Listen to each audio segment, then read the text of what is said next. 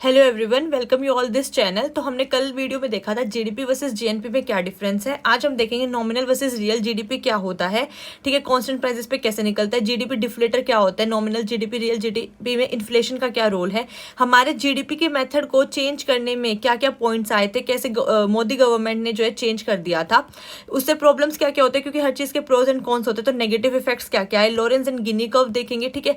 Complete revision करेंगे, ये बिल्कुल बिल्कुल मिस मत करना, ठीक है, क्योंकि यहाँ से आपकी पूरा GDP, GNP, investment, stock, capital, depreciation, appreciation, final goods, intermediate goods, सब कवर हो जाएगा। मैंने पूरा आपको एक फ्लो चार्ट की फॉर्म में लिखवा दिया। जब मैं इसको एक्सप्लेन करूंगी एक एक पॉइंट इसका, तो आपको पार्ट 1 एंड पार्ट 2, कल वाली वीडियो और आज वाली वीडियो का पूरा जीडीपी जीएनपी का कॉन्सेप्ट क्रिस्टल क्लियर हो जाएगा और आपके सारे एमसीक्यूज बनेंगे। मेरी गारंटी आपके 100% जब आप एमसीक्यू लगा के देखोगे तो कॉन्सेप्ट आपको समझ में आएगा एंड एमसीक्यूज हो जाएंगे, बट शर्त है कि आपको वीडियो पूरी देखनी है, ठीक है। सो अब शुरू करते हैं अपने नॉमिनल वर्सेस रियल जीडीपी। तो नॉमिनल जीडीपी क्या होता है? जो हम वैल्यू ऑफ जीडीपी निकालते हैं करंट प्राइसेस पे। अब करंट प्राइसेस का क्या मतलब है? अगर 2023 में एक फैक्ट्री ओनर है जो कि 5 यूनिट गुड प्रोड्यूस करता था और वो एक गुड का प्राइस 100 रुपए था, तो बेसिकली वो 500 रुपए की गुड प्रोड्यूस करता था मार्केट में।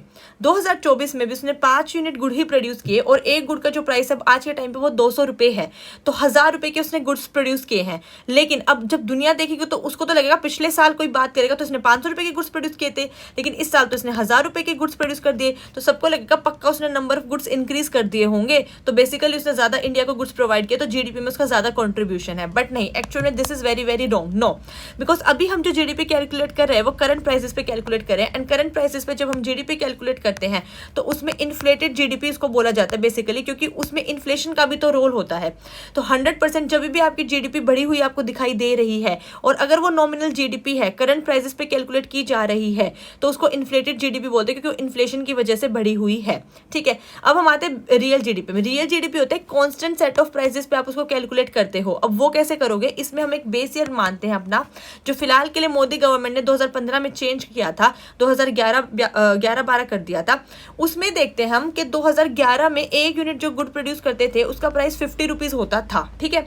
तो सेम अगर 2023 में वही हम 5 यूनिट्स को मल्टीप्लाई कर दे 50 रुपीज से, क्योंकि जो बेस ईयर में प्राइस सेट था, तो कितना जीडीपी आया? 250 रुपए, ठीक है। मान लीजिए कंट्री में और कुछ प्रोड्यूस हो ही नहीं रहा है। सेम 2024 में भी जितना भी उन्होंने गुड्स बनाया उसको करंट, मतलब जो बेस प्राइसेस है उससे मल्टीप्लाई करेंगे, करंट प्राइसेस से मल्टीप्लाई ना करके, दैट इज 50 से मल्टीप्लाई करेंगे, क्योंकि वो 2011-12 बेस ईयर का प्राइस था, तो सेम आएगा 250 रुपीज। तो यहाँ पे हमें रियलिटी चेक मिलेगा कि एक्चुअल में तो कोई प्राइस, इन्होंने सिर्फ इन्फ्लेटेड प्राइस दिखा दिया हमें। एक्चुअल में प्रोडक्शन जो थी, पहले भी 5 यूनिट प्रोड्यूस हो रहा था, आज भी 5 यूनिट ही प्रोड्यूस हो रहा है। तो बेसिकली आपने गुड्स एंड सर्विसेज में कोई इंक्रीमेंट नहीं किया है। गुड्स आपके उतने के उतने ही हैं, पहले भी 5 यूनिट बनते थे, आज भी 5-6 यूनिट बन रहे हैं। तो हमें जो प्राइस ज्यादा दिख रहा है, जिसको हम मान रहे हैं कि हमारी जीडीपी ज्यादा बढ़ गई, वो सिर्फ इन्फ्लेशन मतलब महंगाई की वजह से है। नेक्स्ट चैप्टर हमारा महंगाई ही है, ठीक है। तो इसलिए हम कंपेयर करते हैं एक्चुअल फिगर एंड डाटा देखने के लिए कि बेस ईयर में एक सामान का प्राइस कितना था, उसको मल्टीप्लाई करेंगे आज हम जितने भी सामान बना रहे हैं उससे। तो अगर फिर भी प्राइस बढ़ा हुआ आता है, रियल जीडीपी कांस्टेंट प्राइस, ठीक है, तो हम मान लेंगे कि सच में जीडीपी बढ़ी है। अगर प्राइस नहीं बढ़ा हुआ आ रहा है, 250 रुपए के ही गुड्स बन रहे हैं, क्योंकि यूनिट उतने ही गुड्स उसने अब बनाए हैं, उतने ही गुड्स उसने पिछले साल बनाए थे, और फिर प्राइस बढ़ा हुआ आ रहा है, तो मतलब वो महंगाई की वजह से बढ़ रहा है, ठीक है। अब हम आगे चलते हैं, इसमें जीडीपी डिफ्लेटर को देखते हैं, that is nominal GDP versus real GDP. लेकिन ये बताने से पहले मैं आपको 3-4 बातें बताना चाहती हूँ जो कि बहुत ही इंपॉर्टेंट है। मैं यहाँ पे एक साइड में आपको बता देती हूँ। देखो, कल हम लोगों ने पढ़ा था कि फैक्टर कॉस्ट क्या होती है। जो एक फैक्ट्री में सामान प्रोड्यूस होता है, अगर एक पेन है उसकी फैक्ट्री में कॉस्ट 8 रुपये है, so this is known as the factor cost, ठीक है। जब हम इस पे नेट प्रोडक्शन टैक्स ऐड कर देंगे, नेट, ये बहुत इंपॉर्टेंट है, आप बिल्कुल ध्यान से सुनना। नेट, इसको मैं और छोटा लिख देती हूँ ताकि आपको मैं पूरा लिख के बता सकूं, क्योंकि this is very very important, ठीक है। इसी से आपके एमसीक्यू सॉल्व होंगे, ठीक है। तो देखो, ये अगर आपकी फैक्टर कॉस्ट है, मतलब फैक्ट्री में एक पेन की जो कॉस्ट है आपकी 8 रुपये, इसमें जब हम ऐड कर देंगे नेट प्रोडक्शन टैक्स। अब ये प्रोडक्शन टैक्स क्या होता है और नेट क्या होता है मैं आपको बताती हूँ, तो आएगा हमारा बेसिक प्राइस, ठीक है। देखो, नेट प्रोडक्शन टैक्स वो टैक्स होता है जिसमें आप टैक्स को तो ऐड करोगे, जो भी गवर्नमेंट ने टैक्स लगाया उसको तो आप ऐड कर दोगे, लेकिन अगर गवर्नमेंट उसी टैक्स पे कोई सब्सिडी दे रही है, ठीक है, सब्सिडी दे रही है, तो उसको आप माइनस कर दोगे। This is known as net production tax, ठीक है। साथ ही में ये प्रोडक्शन पे लगेगा ना कि प्रोडक्ट पे। मतलब ये जो आपने फैक्ट्री बनाई है जिससे धुआं निकल रहा है, पोल्यूशन आप जो कर रहे हो इतना, आपने जो लैंड लीज पे लिया हुआ है, आप जो पानी यूज कर रहे हो, ठीक है, नेचुरल रिसोर्सेज यूज कर रहे हो, सो ड्यूरिंग दैट प्रोडक्शन, वो प्रोडक्शन करते टाइम जो गवर्नमेंट टैक्स लगाएगी उसको बोलते हैं नेट प्रोडक्शन टैक्स। अभी ये प्रोडक्ट पे नहीं लग रहा है, आप चाहे 1 पेन बनाओ इस फैक्ट्री में, चाहे 1000 पेन बना लो, आपको प्रोडक्शन टैक्स उतना ही देना पड़ेगा क्योंकि आपने अब एक फैक्ट्री बना दी है, ठीक है। सो ये हो गया हमारा बेसिक प्राइस। जब हम इस बेसिक प्राइस में, दैट इज बीपी में, हम ऐड करते हैं नेट प्रोडक्ट टैक्स। क्या ऐड करेंगे? Net product tax. तो हमारा आता है मार्केट प्राइस, मार्केट प्राइस, ठीक है। अब नेट प्रोडक्ट टैक्स क्या होगा? ये जो आपने एक पेन बनाया था 8 रुपए का, इसमें आपने ऐड कर दिया 1 रुपए का टैक्स, 2 रुपए का टैक्स, उसमें से आपने माइनस कर दिया 1 रुपए की सब्सिडी, ये सरकार ने टैक्स लगा दिया जीएसटी, और ये दे दी उसको सब्सिडी। तो नेट हमारे पास जो मार्केट में पेन के कॉस्ट पड़ते हैं वो पड़ते हैं 9 रुपीज, ठीक है, आफ्टर सब्सिडी एंड टैक्सेस। तो इसको बोला जाता है नेट प्रोडक्ट टैक्स। ये 9 रुपीज जो आपको हर एक पेन का पड़ेगा, ये आपको, अगर आपने फैक्ट्री में एक पेन बनाया है तो ऑब्वियसली बात है जो फैक्ट्री ओनर है वो हर पेन के हिसाब से टैक्स देगा 2-2 रुपए, ठीक है। अगर उसने 10 पेन बनाया तो वो 20 रुपए टैक्स देगा, और फिर उस हिसाब से सब्सिडी माइनस हो जाएगी। तो वो होता है कितने आपने प्रोडक्ट बनाए उस हिसाब से, ठीक है। ये समझ में आ गया। अब इसी में जो मैं समझाना चाह रही हूँ वो आपका नेक्स्ट पॉइंट है, ठीक है। अब वो क्या है? देखो, अगर आपकी जो जीडीपी है वो निकलती है फैक्टर कॉस्ट पे, जो भी फैक्ट्री की कॉस्ट है उसी पे हम जीडीपी निकाल दें, और उसमें हम ऐड कर देते हैं नेट प्रोडक्शन टैक्स। और जो जब जीडीपी आती है उसको बोलते हैं जीडीपी एट बेसिक प्राइस, और इसी को बोला जाता है GVA, that is gross value added. ये बहुत इंपॉर्टेंट है, आगे जीवीए का कॉन्सेप्ट आएगा, इसलिए मैंने रुक के आपको ये बताया, ठीक है। सो जीडीपी जो हमारी फैक्टर कॉस्ट पे निकल रही है, ये जो फैक्टर कॉस्ट है इसी को हम इस पे जो जीडीपी निकलती है, इसमें जो हम प्रोडक्शन टैक्स ऐड कर देंगे, तो ये जो जीडीपी आती है इसको बोलते हैं जीडीपी एट बेसिक प्राइस, और इसको बोल देंगे ग्रोस वैल्यू एडेड। देखो ये प्रोडक्शन टैक्स है इसलिए हम इसको बेसिक प्राइस बोल रहे हैं। जब हम इस जीडीपी को जो आपकी बेसिक प्राइस पे निकल गई है ये वाली, इसमें हम ऐड कर देते हैं नेट प्रोडक्ट टैक्स। क्या ऐड करेंगे? Net product tax. तो अब हमारे आ गई जीडीपी एट मार्केट प्राइस, ठीक है। ये आ गई हमारी जीडीपी एट मार्केट प्राइस। इसको आप नॉर्मल अपनी आसान भाषा में जीडीपी कहते हो, ठीक है। सो आई होप आपको ये क्लियर हो गया होगा कि अब जीडीपी एट फैक्टर कॉस्ट क्या है, नेट प्रोडक्शन टैक्स क्या है, प्रोडक्ट टैक्स क्या है, ठीक है। फिर भी कोई डाउट हो तो आप कमेंट सेक्शन में पूछ लीजिएगा।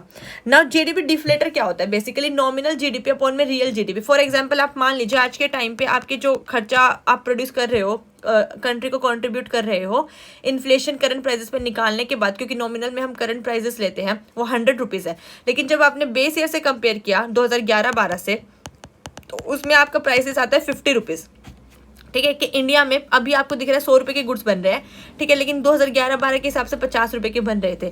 सो जब आप इसको कट करके सॉल्व करोगे तो आएगा 2। अब 2 से हमें ये पता चल रहा है कि बेस ईयर के मुकाबले 2024-25 में हम आपके जो प्राइसेस है वो डबल हो गए, महंगाई जो है ना डबल हो गई है, क्योंकि गुड्स उतने ही बन रहे थे, पहले भी 5 यूनिट बन रहे थे और आज के टाइम पे भी 5 ही यूनिट बन रहे हैं। सो बेसिकली प्राइसेस डबल हो गए हैं, महंगाई डबल हो गई, इसलिए आपको फिगर्स जो है जीडीपी की ज्यादा दिखाई दे रही हैं, ठीक है। अब हम चलते हैं चेंजेस क्या क्या आए थे जीडीपी के मेथड को कैलकुलेट करने के लिए। तो देखो 2015 में जब मोदी गवर्नमेंट आई थी तो पहले जो जीडीपी निकलती थी ना वो फैक्टर कॉस्ट पे निकलती थी, ठीक है। अब आपको समझ में आ जाएगा कि सब इतना हल्ला क्यों मचा रहे थे, ठीक है। जीडीपी जो फैक्टर कॉस्ट पे निकलती थी, फैक्टर कॉस्ट पे निकलेगी तो अब हमें, और अब जो निकलते हैं वो जीडीपी निकलते हैं मार्केट प्राइस पे। अब इसका रीजन, अब देखो चेंज क्या आएगा। पहले फैक्टर कॉस्ट पे निकलती थी तो जो फैक्ट्री में पैसा, मतलब फैक्ट्री में जो अमाउंट खर्च हो रही है उस पे, तो मान लीजिए उसको रॉ मटेरियल लेने में, सब कुछ फैक्ट्री स्टैब्लिश करने में 100 रुपए लगे, ठीक है। तो सरकार बोलेगी देखो 100 रुपए इसने लगाए हैं, उससे ये हमें 120 रुपए दिखा रहे हैं, मतलब 120 रुपए का इसको प्रॉफिट कमा के सेल करके सब कुछ अपना खर्चा वर्चा निकाल के टोटल 120 रुपए में बेच दे रहा है, ठीक है। तो ये जीडीपी हो गई कि 120 रुपए कंट्रीब्यूट कर रहा है इंडिया में, है ना। लेकिन क्योंकि अब जीडीपी मार्केट प्राइस में निकाला जाता है तो देखो उसमें नेट प्रोडक्शन टैक्स ऐड हो गए और नेट प्रोडक्ट टैक्स ऐड हो गए। तो जब आप किसी भी फिगर में 100 रुपए में आप कोई भी टैक्स ऐड कर दो, चाहे भले ही वो 1 रुपए का ही क्यों ना हो, एक्चुअल में आप 101 रुपए पे निकालोगे ना जीडीपी मार्केट प्राइस पे, तो जब आप 100 रुपए पे निकाले थे तो 120 आ रहा था, अब आप 101 पे निकालोगे, वो बोलेगा 101 का तो मेरी खरीद है, रॉ मटेरियल सब लग गया है, क्योंकि वो टैक्स भी तो दे रहा है, ठीक है। अब इसको वो 101 से बढ़ा के ऑब्वियसली बात है वो मार्केट में और 10 रुपए महंगा बेच देगा, है ना। तो बेसिकली अब वो 111 रुपए हो गया, तो 111 रुपए पे आपको दिखाया जा रहा है कि ये हमारी जीडीपी है, ठीक है। एक तरीके से मतलब अगर वो चीज 100 रुपए की है और अगर आप वही चीज 120 रुपए की लेके भेजो दिखाओगे तो वो 121 रुपए आ जाएगा।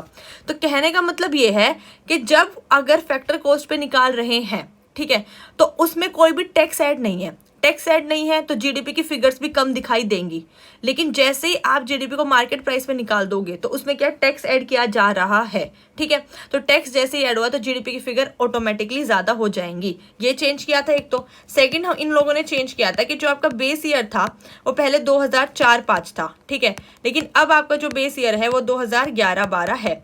एंड थर्ड मेजर चेंज किया था जो MCA ministry of cooperative affairs, उसका जो आर्टिकल 21 है उसमें कुछ पॉइंट्स इन लोगों ने अपडेट किए थे, ठीक है, वो अपडेट हो गया था। एंड फोर्थ पॉइंट जो मेजरली चेंज हुआ था वो ये था कि जो आपका ग्रोस वैल्यू एडेड है GVA वो कैलकुलेट किया जाता है बेसिक प्राइस पे। अब आपको समझ में आया मैंने यहाँ पे आपको ये GVA की कहानी क्यों सुनाई थी, क्योंकि GVA जो होता है वो आपको पता होना चाहिए ग्रोस वैल्यू एडेड होता क्या है। वो ये होगा जो आपने फैक्ट्री में कॉस्ट एक लगाई है उसमें आप production tax, net production tax को ऐड करोगे तो जो GDP निकलेगी उसको GVA बोला जाता है, और वो बेसिक प्राइस पे ही आज के टाइम पे कैलकुलेट होता है, ठीक है। I hope you all got my point. तो अब हम आगे चलते हैं। अब प्रॉब्लम्स क्या क्या एसोसिएटेड है हमारे जीडीपी से। देखो, डिस्ट्रीब्यूशन ऑफ जीडीपी जो है ना वो फेयर नहीं है आज के टाइम पे। कुछ जो आपके अंबानी, टाटा हैं, ठीक है, जो बड़े बड़े आपके बिजनेसमैन हैं, उनको हायर ग्रोथ रेट मिलता है, ठीक है। रिसोर्सेज का जो डिस्ट्रीब्यूशन है वो उतना ज़्यादा फेयर नहीं है। तो सबसे बड़ी प्रॉब्लम आपकी ये है, ठीक है। दूसरी चीज, मॉनेटरी सिस्टम नहीं है इसका अच्छे से, मतलब कि ये जो एस्टिमेशन देता है, देखो जैसे कहीं कहीं आज के टाइम पे भी बार्टर सिस्टम इंक्लूड होता है, ठीक है, बार्टर सिस्टम में ट्रेड किया जाता है, ठीक है, some districts of north eastern states, ठीक है। तो बेसिकली वहां पे तो आपका एक्चुअल में कैलकुलेट जीडीपी हो ही नहीं रहा है ना, वहां पे तो बिना पैसे के ट्रेड कर ले रहे हैं पूरा। तो फिर वो एक्चुअल में इंडिया में जो ट्रेड हो गया है वो जीडीपी में आया ही नहीं, तो वो फिगर आपकी गलत हो गई फिर। और एक्सटर्नलिटीज भी है, वो कैसे, अगर आपने एक फैक्ट्री स्टैब्लिश की है तो सोचो आप उससे पोल्यूशन कितना हो रहा है, तो आपने भला करने के चक्कर में पोल्यूशन भी तो कितना ज़्यादा बढ़ा दिया। सो एक्सटर्नलिटीज बोलते हैं इनको, एक्सटर्नल फैक्टर बोलते हैं, ठीक है। सो बेसिकली ये हमारी क्वांटिटेटिव, क्वालिटेटिव इन सब ग्रोथ को अफेक्ट कर रहा है। सो ये मेजर आपके प्रॉब्लम्स हो गए जीडीपी से। अब इसमें अगला कॉन्सेप्ट आता है, दो कर्व पढ़ने होते हैं हमें इस चैप्टर में, जो कि Lawrence curve and Guinea curve. ये बहुत सारे आप मॉक टेस्ट में भी सवाल देखोगे इनसे रिलेटेड, और यूपीएससी तो पूछता ही है, ठीक है। देखो, लॉरेंस कर्व क्या होता है, आपका इधर पर कैपिटा इनकम होगा, ठीक है, वाई एक्सिस पे, एंड एक्स एक्सिस पे आपका होता है पॉपुलेशन, ठीक है। अगर तो आपकी जो जनसंख्या है उसमें इक्वेलिटी बराबर है कि भाई 40 इतनी पॉपुलेशन है, मान लो यहाँ मैं लिख देती हूँ 1 2 3 4, ठीक है, फिर 1 2 3 4, तो देखो 1% पॉपुलेशन है, उसके पास 1% रिसोर्सेज है, 2% पॉपुलेशन है, 2% रिसोर्सेज है। सो ये दिखा रहा है कि ठीक है यहाँ पे तो परफेक्ट इक्वालिटी है, ठीक है, परफेक्ट इक्वालिटी है, परफेक्ट डिस्ट्रीब्यूशन ऑफ रिसोर्सेज है। बेसिकली डिस्ट्रीब्यूशन ऑफ रिसोर्सेज के लिए यूज किया जाता है। तो मतलब देखो, एक आदमी उसको 1 रिसोर्स मिल गया, 2 आदमी को 2% रिसोर्स मिल गया, इस तरीके से तो बराबर बराबर सब चल रहा है, ठीक है।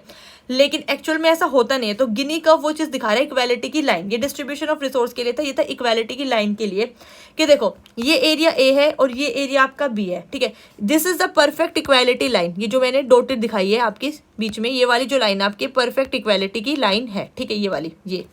तो अब क्या होगा, जितना जो ये जो आपकी कर्व है, ठीक है, ये जितना जितना जितना जितना नीचे आती जाएगी उतनी आपकी जो इनइक्वालिटी वो इंक्रीज होती जाएगी, ठीक है। जितना बी का एरिया ये कम होता जाएगा, क्योंकि उतना ही नीचे आती जाएगी, ये ऐसे हो जाएगी, फिर ऐसे हो जाएगी, तो ये परफेक्ट इक्वालिटी लाइन से उतना दूर जा रही है। सो उतनी बेसिकली कंट्री में इनइक्वालिटी ज्यादा है। क्या ज्यादा है? इनइक्वालिटी ज्यादा है, ठीक है। जितना जितना वो ए के पास जाती जाएगी, शेडेड ऐसे ऐसे ऐसे ऐसे, ठीक है, तो उतनी उतनी क्या है, इक्वालिटी ज्यादा है, ठीक है। So this is represented by the Gini coefficient, area A upon area A plus area B. अच्छा, इसमें आपको जो ध्यान रखना है कि जितना वैल्यू जीरो की तरफ है उतनी इक्वालिटी ज्यादा है। आप सोचोगे जीरो की तरफ है तो उल्टा है, गलत नहीं, ये आपको उल्टा ही याद रखना है। अगर जीरो की तरफ है, क्योंकि देखो इसका मैं आपको न्यूमेरिकल वैल्यू से समझा देती हूँ। अगर ये जो है कर्व आपकी ये टुवर्ड्स ए मूव कर रही है, ठीक है, सो बेसिकली ये कम हो जाएगा कम हो जाएगा। तो मान लो एक टाइम ऐसा आ गया कि ये कर्व जो है आपकी ये वाली, ये पूरी इसके ऊपर आ जाएगी।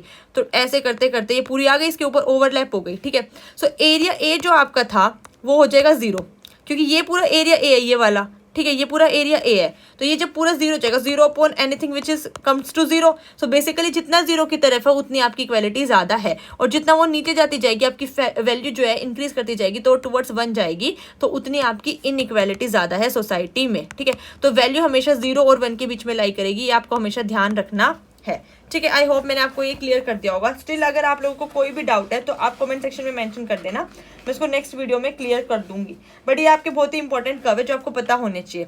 अच्छा, एक बात और ध्यान रखना, अगर न्यूज़पेपर वगैरह सब आप लोग पढ़ते हो तो अगर खाली जीडीपी न्यूज़पेपर में वर्ड लिखा हुआ है तो इसका मतलब वहाँ पे वो रियल जीडीपी की बात कर रहा है, ठीक है। अगर कुछ भी नहीं लिखा है, सिर्फ जीडीपी लिखा है तो रियल जीडीपी लिखा है, क्योंकि अगर वो नॉमिनल जीडीपी की बात करेगा तो वो बकायदा आपको मेंशन करके देगा कि हम नॉमिनल जीडीपी की बात करें और वो वर्ड लिख के देगा। Now let's come to the main part of this video, ठीक है, जिसमें हम फाइनल कंप्लीट रिवीजन करेंगे और आपको क्रिस्टल क्लियर हो जाएगी बातें, ठीक है। देखो आओ, सबसे पहली बात हमने देखा what is GDP. GDP is gross, मैं दूसरा पेन ले लेती हूँ कहीं आप लोगों को ये विजिबल ना हो, ठीक है, ग्रोस डोमेस्टिक प्रोडक्ट, ठीक है। तो what is gross domestic product, the final value of all the goods and services produced in the domestic territory. इस डोमेस्टिक टेरिटरी के अंदर चाहे कोई फॉरेनर है चाहे कोई इंडियन है, जो भी फाइनल वैल्यू के गुड्स बना रहा है उसको हम बोलते हैं GDP. GNP, what is GNP, gross national product. What is GNP, that is gross national product, ठीक है। इसमें the final value of all goods and services that was produced by an Indian, और वो वर्ल्ड में कहीं पर भी हो, इसलिए इसका फॉर्मूला भी होता है GDP plus net factor income from abroad, ठीक है। तो इंडियंस जहां जहां है वो जहां जहां जितने भी गुड्स एंड सर्विसेज प्रोड्यूस कर रहे हैं वो आते हैं जीएनपी के अंदर। फिर हमने देखा था इंटरमीडिएट गुड्स क्या होते हैं। अगर एक ब्रेड है उसको अगर हम सैंडविच बना देते हैं, ठीक है, तो वो हमारा हो गया सैंडविच इज फाइनल गुड, या फिर आप उसको बोल सकते हो कंज्यूमर गुड। लेकिन अगर ब्रेड को कोई डायरेक्टली कंज्यूम करता है तो भी वो कंज्यूमर गुड है, लेकिन अगर ब्रेड को सैंडविच में बना दिया तो वो एक इंटरमीडिएट गुड की तरह एक्ट करेगा। देन हमने देखा व्हाट इज ग्रोस इन्वेस्टमेंट, कि ग्रोस इन्वेस्टमेंट अगर आपने एक कहीं पर 100 रुपए इन्वेस्ट किए गए हैं, ठीक है, और उसमें डेप्रिसिएशन इंक्लूडेड है, मतलब अगर आपके गैराज में 100 कार थी, ठीक है, और वो 100 रुपए की है, जस्ट एन एग्जाम्पल, ठीक है, तो अब वो कार जब आप रोड पे लेके आओगे तो ऑब्वियसली बात है वो आपको ठीक करानी पड़ेगी। तो जो भी आपकी वैल्यू है डेप्रिशिएट हो गई, उसमें खराब हो गई है, ठीक है, सो वो आपकी ग्रोस इन्वेस्टमेंट है। लेकिन जब आप नेट इन्वेस्टमेंट लाओगे तो उसमें से आप माइनस कर दोगे डेप्रिसिएशन को, that is gross investment minus depreciation. ये मैंने बहुत अच्छे से समझाया कल की वीडियो में। स्टॉक वर्सेस फ्लो का कॉन्सेप्ट देखते हैं। स्टॉक क्या होता है, एक पॉइंट ऑफ टाइम पे, एंड स्टॉक होता है आपका एक पीरियड ऑफ टाइम पे। जैसे कि आपकी जीडीपी एक पीरियड ऑफ टाइम पे है, आपकी इनकम जो हो गई, ये सब आपके जो है ना फ्लो कॉन्सेप्ट में आएंगे पीरियड ऑफ टाइम पे। लेकिन स्टॉक में पॉइंट ऑफ टाइम पे आपका आएगा डेब्ट, कि आपको कर्जा कितना इस टाइम पे, ठीक है, उधार कितनी चुकानी है आपको। देन जीडीपी कैलकुलेशन की हमने मेथोडोलॉजी देखी थी। 3 मेथड होते हैं, एक्सपेंडिचर मेथड, कंजम्पशन, जिसमें हमने देखा था आपका C plus I plus G plus X minus M, यही हमारा एक्सपेंडिचर मेथड है जो सबसे इंपॉर्टेंट है, जो गवर्नमेंट यूज करते हैं। देन हमने एक प्रोडक्ट वैल्यू एडेड मेथड देखा था, ठीक है। उसके बाद हमने लास्ट देखा अपना नॉमिनल वर्सेस रियल जीडीपी में आज डिफरेंस। अगर आपका जो जीडीपी निकाला जाता है करंट प्राइसेस पे महंगाई को इंक्लूड करके तो उसको नॉमिनल जीडीपी बोलते हैं। अगर कॉन्स्टेंट प्राइस पे निकाला जाएगा बेस ईयर को देख के तो उसको रियल जीडीपी बोला जाता है। हमने लॉरेंस कर्व देखा है आपका, ठीक है, जो डिस्ट्रीब्यूशन ऑफ जीडीपी को बताता है। देन हमने गिनी कर्व देखा है जो इक्वालिटी लाइन को दिखाता है। यहाँ पे आपका जीडीपी का कंप्लीट चैप्टर खत्म होता है, ठीक है, मेरी साइड से, और 100% आपके कॉन्सेप्ट्स क्लियर हो गए होंगे। स्टिल कोई डाउट है तो आप पूछ लीजिएगा, और अब आप कोई भी एमसीक्यू लगा के देखिए, मेरी गारंटी आपसे वो 100% सॉल्व हो जाएगा। अगर आपको ये वीडियो पसंद आई हो तो please like share and subscribe the channel. Thank you so